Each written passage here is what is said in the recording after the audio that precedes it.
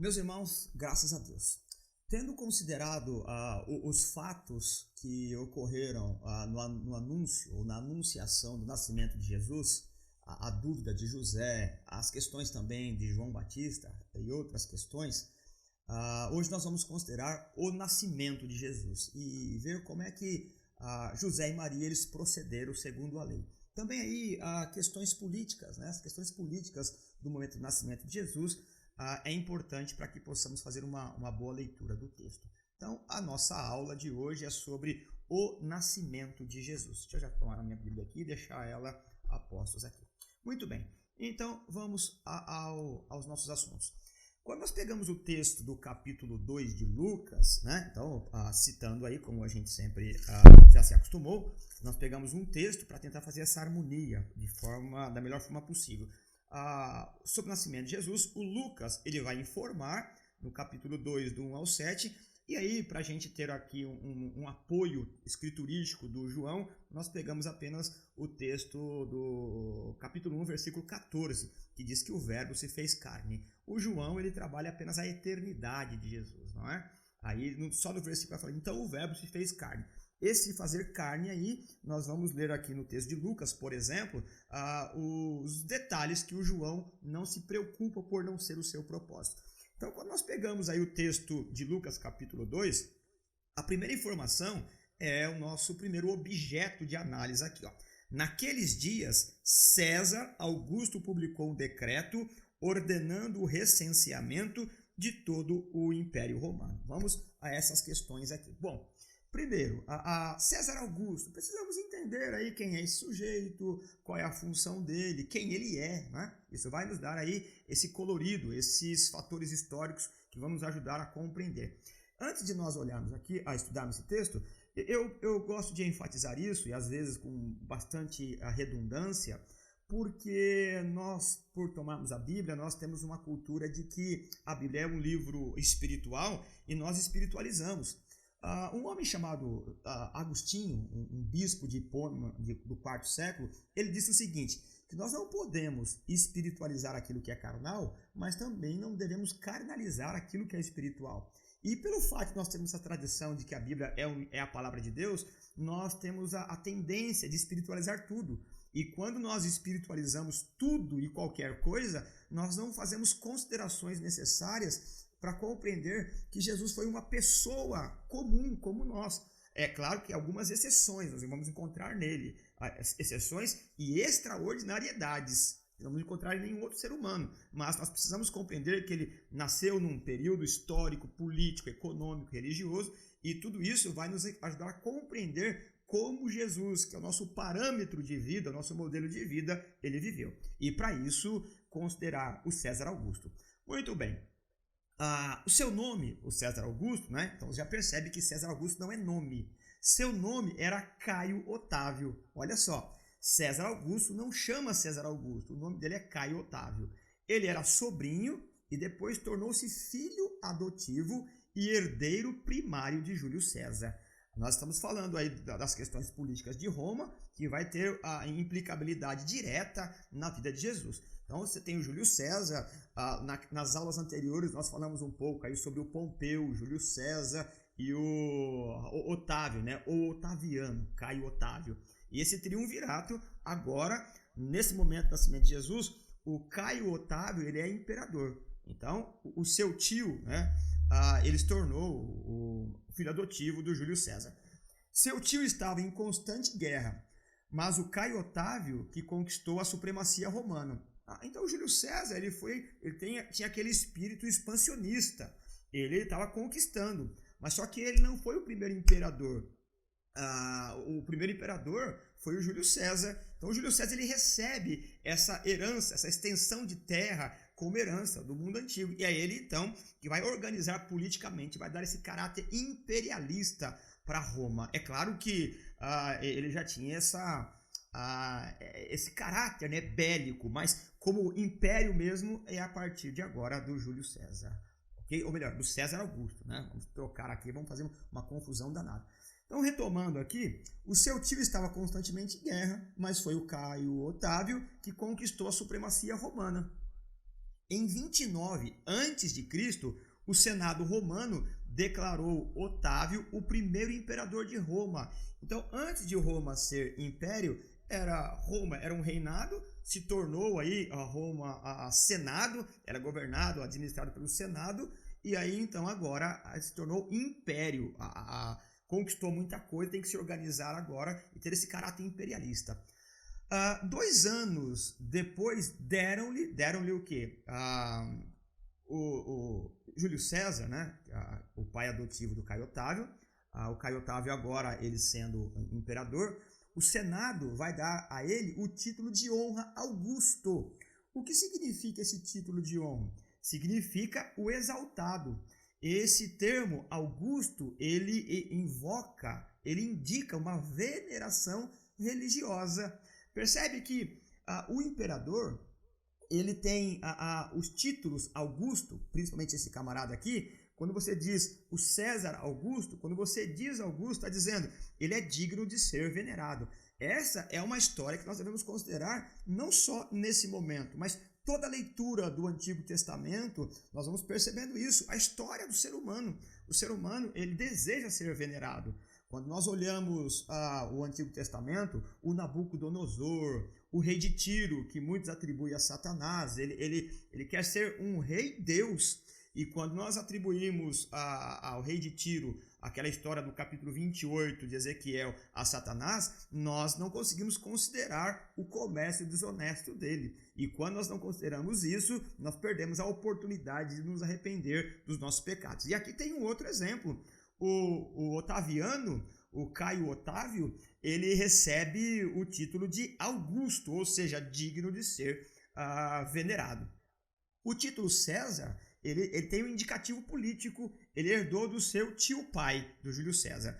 Isso significava que possuía todos os direitos civis e militares. Então, quando nós lemos no capítulo 2 de Lucas, versículo 1, naquele tempo que Jesus nasceu, o imperador César Augusto, que está dizendo, César, ele é um título da política, ele tem poder civil e militar, mas também ele é Augusto. O imperador, ele tem o poder civil na mão, poder militar na mão, e ele é digno de adoração.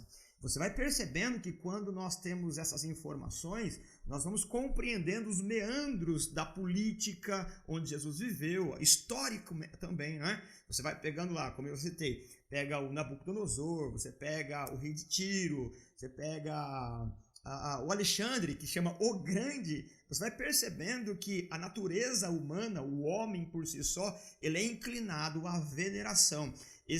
Essa divinização do homem torna aí uma idolatria, um culto a si mesmo. Isso é muito pernicioso. Isso vai nos ajudando a compreender e fazer uma leitura da nossa realidade.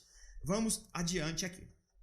Falando ainda sobre esse contexto político, histórico do momento que Jesus nasceu, nós temos algumas informações. Quando o Império Romano gozava de relativa paz, nós temos aqui o conceito de Pax Romana, né? Aquilo que nós já discutimos, só para retomar o conceito, o Império Romano ele invadia, ele mandava um destacamento militar para as províncias e administrava sob a desculpa, né, sob a proposta de Pax Romana. Eles diziam assim, nós vamos trazer a paz e o modelo de paz é esse daqui. Você paga imposto, não vai ter problema nenhum, não vai ter inimigo, não vai ter ladrão nas estradas, vamos fazer estrada, você paga o imposto e se sujeite a nós. Então era uma paz aí, não digo relativa, mas era uma paz forçada. Se não obedecesse, estava debaixo do tacão romano.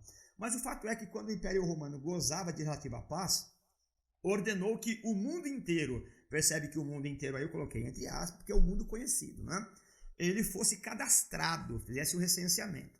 O censo pretendia apurar a estatística para determinar a carga tributária de cada povo conquistado, né? E aí nós temos um texto do capítulo 22, 17 aqui, que nós vamos ter alguma informação sobre esses tributos. Então, por que se fazia o recenseamento? Porque o imperador queria saber quantas pessoas tinha no império. E a partir da condição de cada aldeia, de cada cidade, de cada estado que eles conquistavam, eles podiam fazer um cálculo, uma contabilidade de quanto poderiam aí arrecadar como imposto. Então, esse é um dos motivos. O texto de Mateus capítulo 22, 17, nós temos a seguinte informação. Está aqui, ó. Dize-nos, pois, qual é a tua opinião? É certo pagar imposto a César ou não? Ora, nós não vamos entrar aqui nos meandros, no contexto da coisa. O fato é que Jesus está sendo questionado ali pelas autoridades religiosas, pelos fariseus, aquela turma toda que está no encalço dele, dizendo aqui, ó, tá vendo? Temos que pagar imposto a César ou não? O imposto está estabelecido, não vamos fazer o julgamento, o juízo de valor se está certo ou errado, segundo o texto que nós lemos no capítulo 22. Nós estamos só constatando que é cobrado imposto. E a partir de qual modelo, a partir do que se cobra o imposto? A partir do censo, qual a propriedade, você pode produzir isso, aquilo, outro. Então, era determinado o imposto. Além da questão tributária, e aí eu estou lendo o texto aqui do nosso slide, além da questão tributária, os censos, eles tinham a intenção de recrutar soldados para o exército romano. O formulário do censo continha basicamente as perguntas. Então, também o censo media, né, a possibilidade de alistar recrutas para o soldado romano. Então, você ia numa aldeia, fazia uma proposta, né? Proposta aqui, estou sendo muito generoso, dava uma farda para um camarada, agora você é cidadão romano, você serve, você está no perfil, você vai servir lá numa outra província. Imagine aí, né, o que fazia com a cabeça de alguém que estava perdido lá numa aldeia, sem perspectiva de vida. O camarada oferece ali um salário, um soldo, uma farda e comida. O camarada, ele vai servir o exército com uma dignidade, ele vai dar a própria vida, porque ele se sente participante. Então, essa metodologia a gente sabe que historicamente foi usada. Mas o fato é que o censo, ele também vai fazer com que o exército ele saiba quais pessoas pode servir. Basicamente, o formulário do censo, ele tinha o quê? O nome das pessoas. Chegava lá o sujeito com a família, o meu nome é José, a minha esposa é Maria, ela está grávida, a nossa família se resume a isso aqui por enquanto. Nós temos aí 2 cabeças de gado, né? Temos aí 2 cabritinhos, é isso aqui que a gente tem. E casa, tem uma casinha lá. Era isso, né? Dar o nome e a ocupação, se tem esposa, filho, e posses. A partir daí, estabelecia o imposto. É claro que nós vamos ver nos evangelhos que depois aí os publicanos, os cobradores de impostos, vão inflacionar isso daí, vai dar uma confusão danada. Olha, o censo deveria ser feito no local onde houvesse registro paterno. É por isso que Maria e José eles viajam lá da Galileia, lá de Nazaré, vêm para Judéia, na cidade de Belém. O censo ocorreu, e aqui nós temos uma questão de data. Okay? Quando que ocorreu esse censo? E aqui a gente tem uma questão de uma complicação de data, é uma complicação um pouco difícil, mas nada é impossível de entender. Quando é que ocorreu esse censo? Ocorreu entre o ano 6 e 4 a.C. E aqui, então, você já deve estar imaginando, né?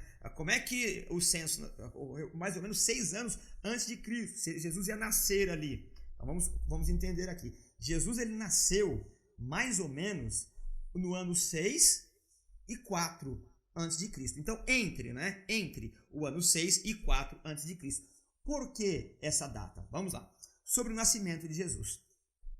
Por volta do século V, é claro que eu estou falando depois de Cristo. Passou 500 anos, mais ou menos, aí, por volta do século V, perceberam que ninguém sabia exatamente quando Cristo havia nascido. Por causa do domínio romano, os dias eram contados a partir da fundação da cidade de Roma. Como é que eles faziam a contagem, né? Toda cidade que conquista, todo conquistador, ele inaugura um novo calendário. Então, se você pega o calendário persa, eles começam a partir da conquista de tal momento, de uma época importante.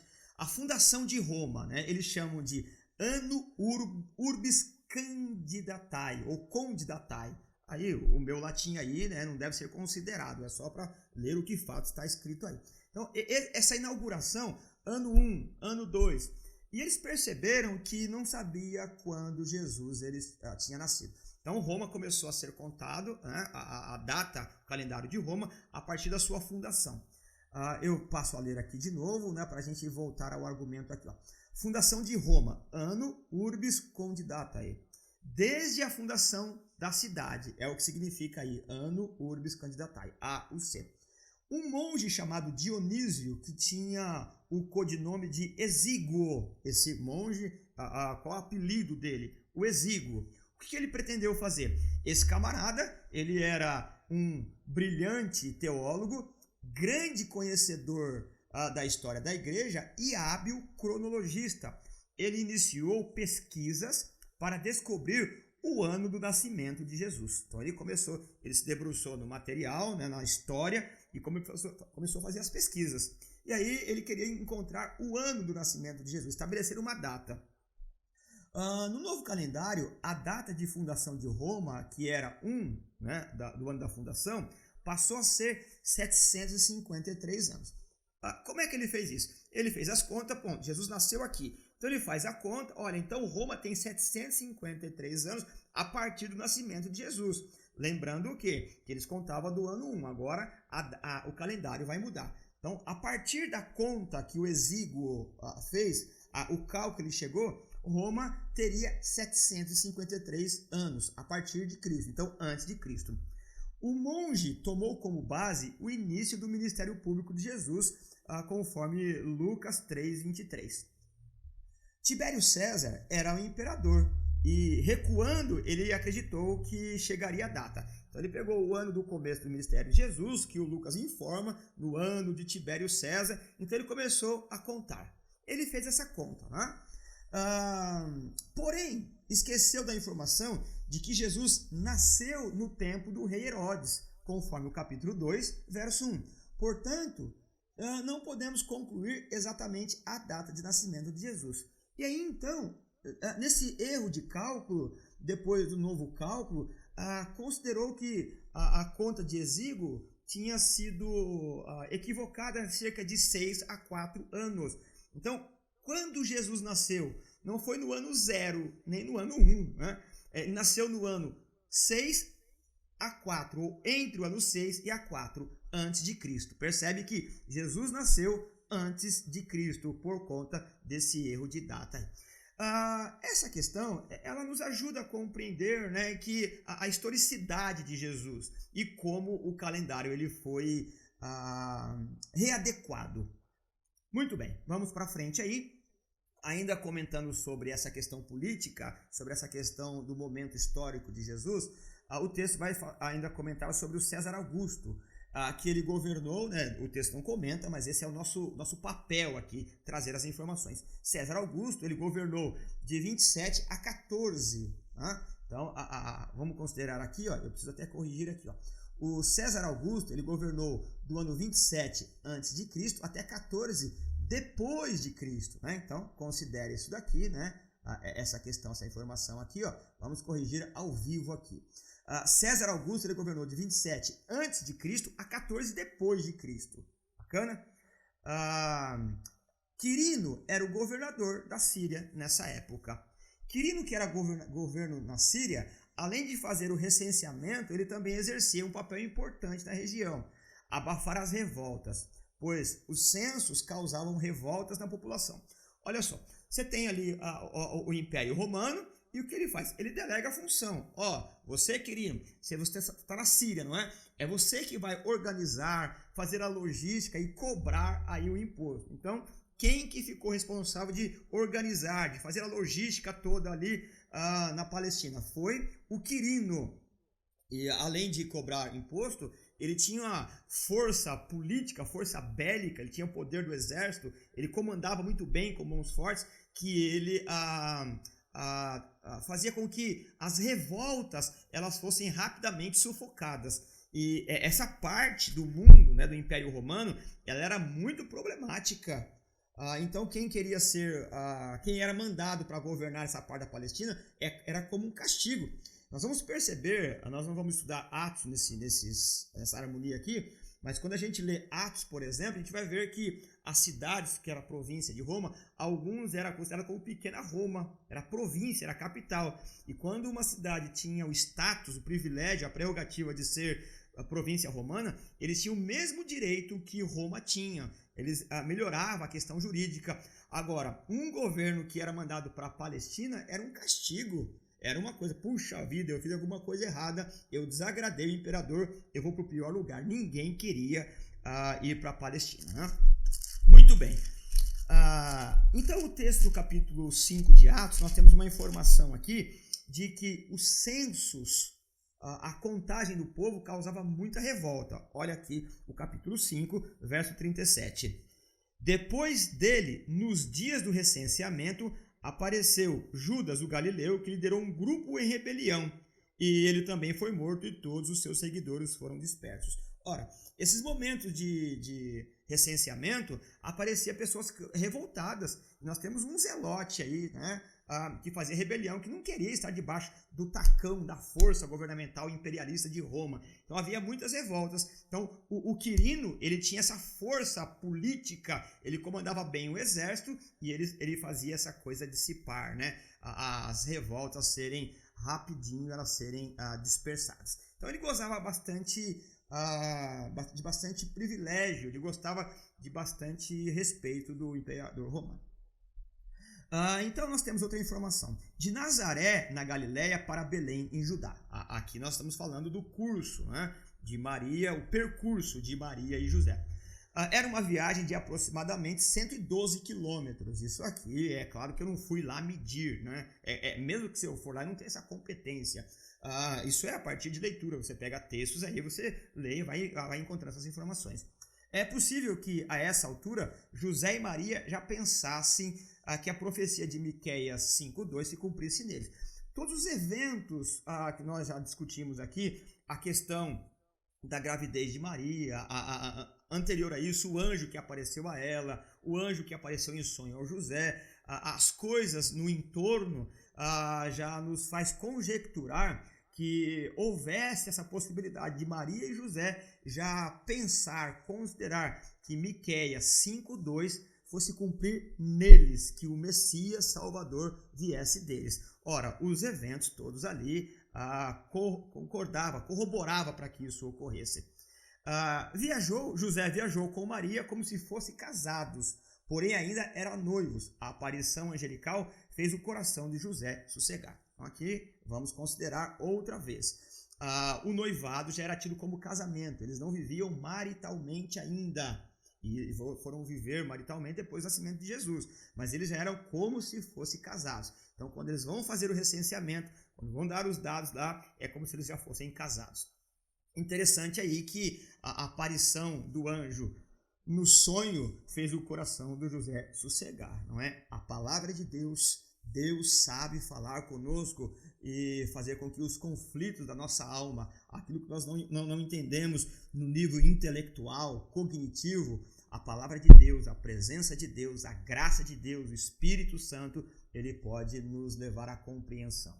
A fé, nós nutrimos a fé em Deus e o nosso coração ele se sossega diante de questões que a razão não consegue compreender. Adiante aqui com o nosso texto, né, chegou o tempo do nascimento. Quando Jesus nasce, o texto vai nos informar o quê? Vamos a algumas considerações. Envolveu em panos. Envolver em panos é uma prática muito comum para proteger a criança de ferimentos com a própria unha, além de proteger de inseto e outros objetos cortantes. Embrulhar a criança também ajudava no fortalecimento do corpo, pois um recém-nascido tem as juntas moles.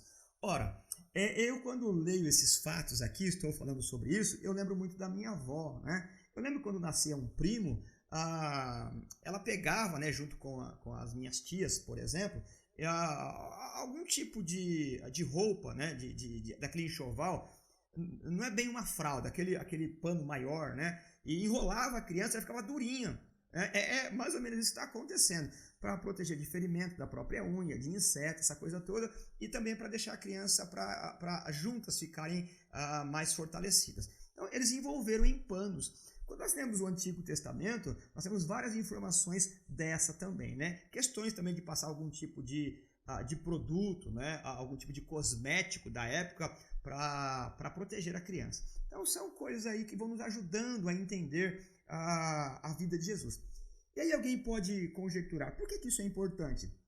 É importante para nós considerarmos de fato a humanidade de Jesus. Quando nós estudamos o tempo, a época, a situação em que Jesus viveu, nós estamos considerando que Deus se fez carne mesmo, né? Não é uma utopia, não é uma quimera, não é isso. De fato, o Verbo se fez carne.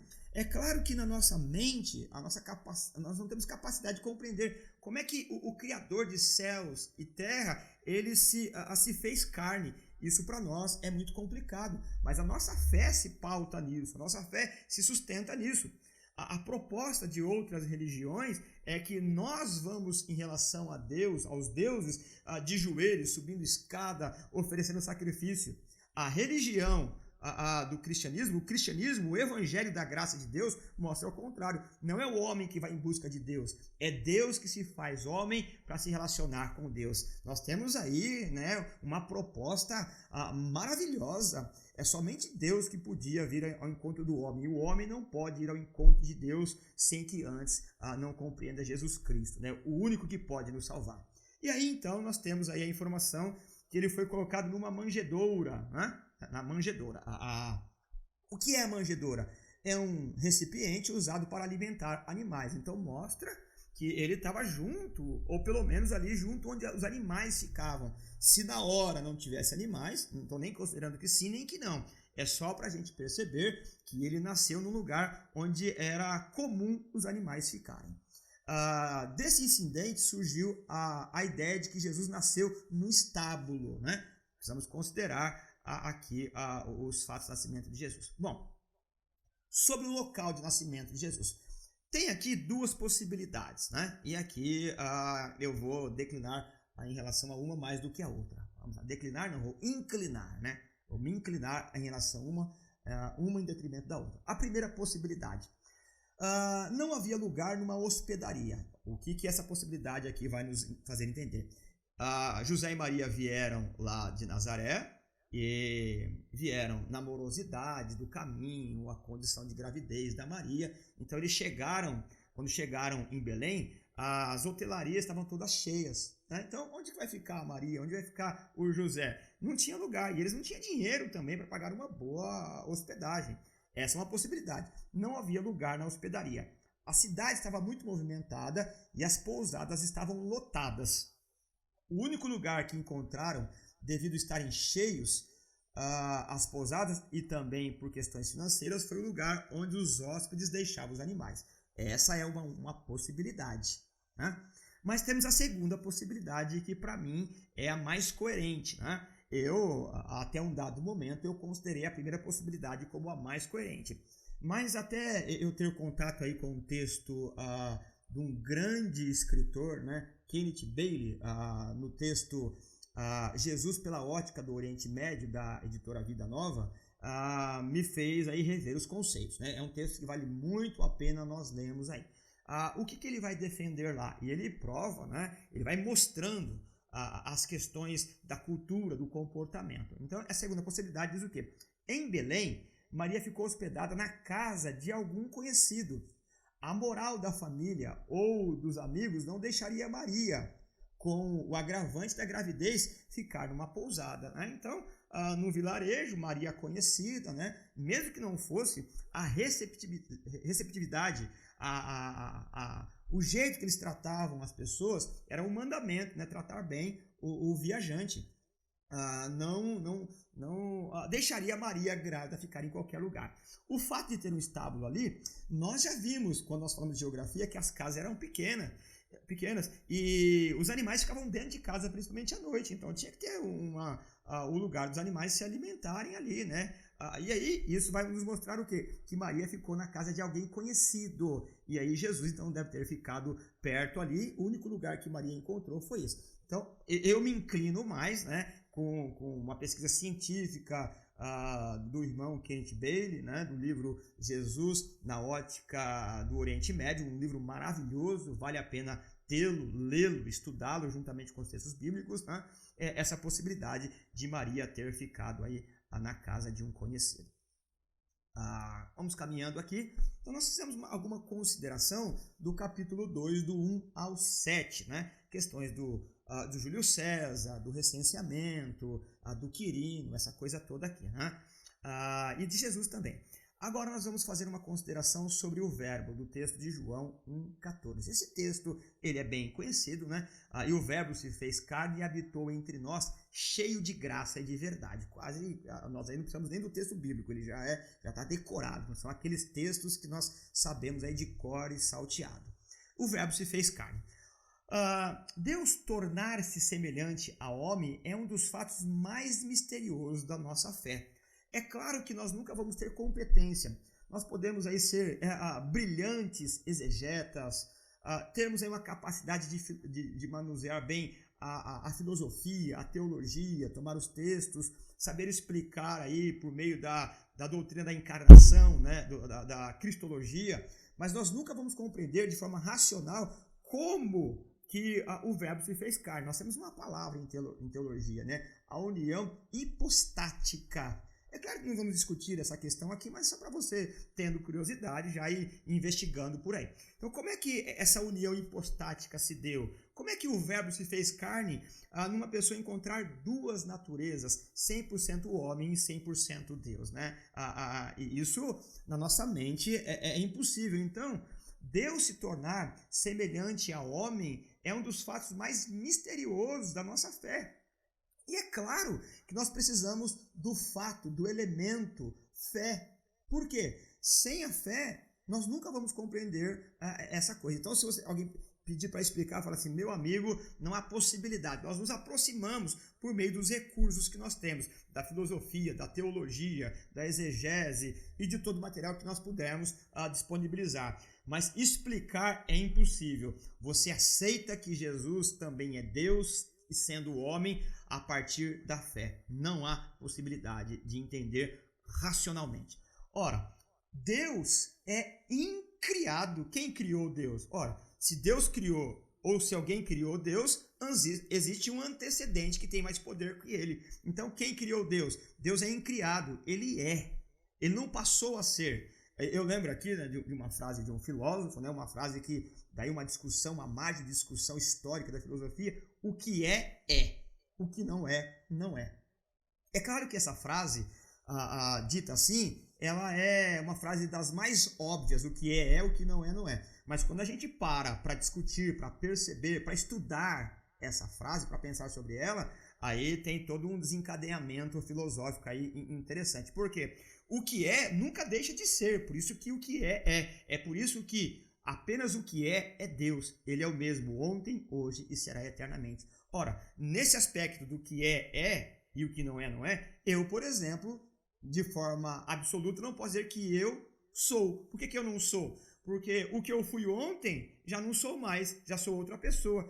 Então, se eu estou em constante mudança, significa que você não pode confiar em mim. Eu posso mudar de melhor para pior ou de pior para melhor, ou essa constante. Eu sou melhor hoje para ser pior amanhã, para ser melhor amanhã de novo. Então, o meu caráter, a minha individualidade, a minha pessoalidade, ela está numa senoide de ser e não ser. E Deus é. Deus não muda. Percebe? O que é. O que não é, não é. Ora, Deus, ele é incriado. Quem criou Deus? Ninguém. Ele é autoexistente. Essa coisa nunca vai caber na nossa mente. Então, Deus, que é incriado, ele submete-se ao tempo. O invisível se torna visível. Nós temos alguns textos aí de Hebreus, né? O capítulo 1, do 1 ao 3, 2, do 14 ao 18 e tantos outros textos. E aqui nós também temos um outro termo em teologia que nós chamamos aí de kenosis, né? É o autoesvaziamento. Ora, quando Deus se fez carne na pessoa de Jesus, a segunda pessoa da Trindade, quando ele se encarnou, ele não deixou de ser Deus, porque ele é, né? De novo, a questão é do Parmênides, né? O que é, o que não é, não é. Ora, ele não deixou de ser Deus, mas agora ele se limita porque quer se limitar, ele vive como homem, sem usar as prerrogativas de Deus. Ora, uma coisa é você passar por perturbação, por sofrimento, por calúnia, por injúria, por agravo, injúria física e moral, e não ter condições de reagir. Então, se alguém me bater e for mais forte do que eu vou tentar me defender, mas existe a possibilidade de nem isso eu conseguir. Ora, uma coisa é eu ter uma revolta, né, íntima e continuar apanhando. Agora, a outra coisa é eu ter condições de me defender e não fazê-lo. É isso que nós estamos falando sobre Jesus. Ele continua sendo Deus, mas ele abre mão das suas prerrogativas divinas para viver uma vida como a nossa, para morrer a nossa morte, porque senão o ministério de Jesus não teria validade. Ora, como é que nós discutiríamos, por exemplo, a questão do sofrimento de Jesus? Se ele é Deus, ele tem uma carta na manga, e se ele tem uma carta na manga, quando ele vai sofrer, ele fala assim, eu sou Deus e não vou sofrer. Jesus, ele tem um caráter tão íntegro, ele se limitou a tal ponto para viver a nossa vida, que ele não dá cartada, ele não se desvia do sofrimento, porque ele se fez homem para viver as nossas dores, para experienciar, para experimentar a dor na carne. E aqui então os argumentos eles vão indo assim quase que ao infinito, não é? Uma outra questão, Deus sabia, conhecia a dor humana? É evidente que sim, mas no âmbito do seu conhecimento transcendental, da metanarrativa. Agora, quando Deus se faz carne, Deus experimentou a dor na própria carne. Então nós podemos dizer que na pessoa de Jesus, na carne, Deus sabe o que é a dor que nós sentimos. A dor na alma humana, a dor no coração, as depressões, as crises, o sofrimento quando a nossa carne é rasgada, porque ele foi rasgado na cruz. Então você percebe que o mistério da encarnação, ela é muito importante para nós. Aquele menino ali, quando ele cresce, o ministério dele, ele é Deus encarnado. Então Deus, ele não está alheio ao nosso sofrimento, porque ele experimentou todo o sofrimento na pessoa de Jesus. O Verbo se fez carne e habitou entre nós. Percebe? Por isso que Hebreus vai dizer que nós não temos um sumo sacerdote que não saiba se compadecer das nossas dores. Ora, uma coisa é Deus saber da nossa dor a partir da sua onisciência. Outra coisa é Ele saber porque Jesus suou gotas de sangue. Porque sua carne foi rasgada por pregos. Porque Ele experimentou uma coroa de espinhos. Porque Ele foi surrado. Então, nós podemos orar falando das nossas dores, dos nossos sofrimentos, porque essa dor não é teórica para Deus. Essa dor, ela é prática. Na pessoa de Cristo, Deus experimentou as nossas dores. Você percebe que essas questões que nós estudamos da história da humanidade de Jesus vai dar todo o colorido para a nossa fé. Nós cremos que no Evangelho da Graça, ali é revelado, por meio dos textos bíblicos, é revelado um Deus que nos ama de tal maneira que não esperou que nós nos sacrificássemos por Ele. Deus não esperou que nós subíssemos de joelho uma escada, que nós nos autoflagelássemos, que fosse em busca de Deus, como se Deus fosse uma divindade irada, sarcástica, esperando o nosso sacrifício. Por amor e cheio de graça, o Verbo se fez carne para nos salvar. Não foi eu que morri pelos meus pecados, foi o próprio Deus. Sendo Deus, não poderia morrer. Então ele se limita, ele se faz homem, ele se faz gente de verdade. Vive num contexto humano, político de verdade. Sofre as pressões políticas de verdade. Ele sofre a opressão de um exército de verdade, um exército injusto, de uma opressão imperialista, para mostrar o quê? Que Deus sabe e entende, não de forma teórica, onisciente como ele é, mas de forma prática. O Verbo se fez carne e habitou entre nós. Isso é maravilhoso, né? Então, considerando aqui que Deus é incriado e se submeteu ao tempo, é submissão, ele não foi forçado, foi voluntário, foi por amor.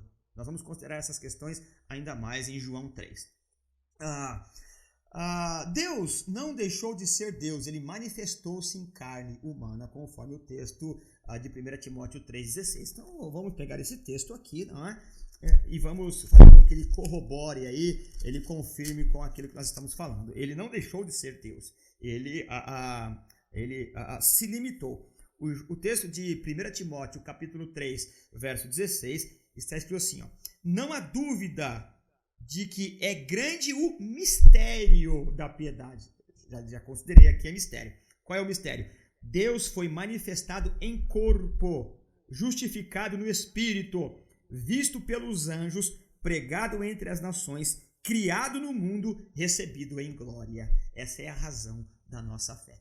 Percebe que quando nós estudamos a harmonia dos evangelhos, nós passamos por textos que nós vamos ter que considerar a divindade de Jesus e outros textos que vamos considerar a humanidade. E alguns outros ainda, considerar a humanidade e a divindade. Por isso que estudar o texto bíblico de forma sistemática é importante.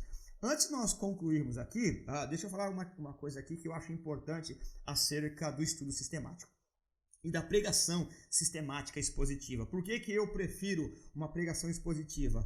Porque você pega o texto e vai explicando, você não pode escolher tema. Quando você vai pregar de forma temática, você pega lá um tema daqui, outro dali, e você constrói aquilo que você quer falar. Mas quando você prega e ensina de forma sistemática, você não pode escolher, você vai explicando aquilo que o texto quer dizer. A questão histórica gramatical, ela expõe o texto sem as nossas preferências. Aí nós ficamos entusiasmados pelo poder da graça, o caráter é confrontado e coisa e tal. Eu, particularmente, quando estou pastoreando, há algum tempo já não faço, eu prefiro ensinar de forma doutrinária a igreja, os irmãos, pegando um texto. Alguns livros que eu tenho nascem daí. Eu pego um texto e no dia de doutrina, no dia de ensino, eu vou ensinando sistematicamente, versículo por versículo. Porque estudar sistematicamente é o melhor método de você conhecer a palavra de Deus. Muito bem, caminhando aí para o final desse texto de Lucas 2 e João 1, o texto do João vai dizer: vimos a sua glória como a glória do Pai. Ainda que a sua deidade estivesse encoberta pela carne, os evangelhos permitem conhecer a perfeição divina em Jesus. Olha só, o que eu estou querendo dizer aqui.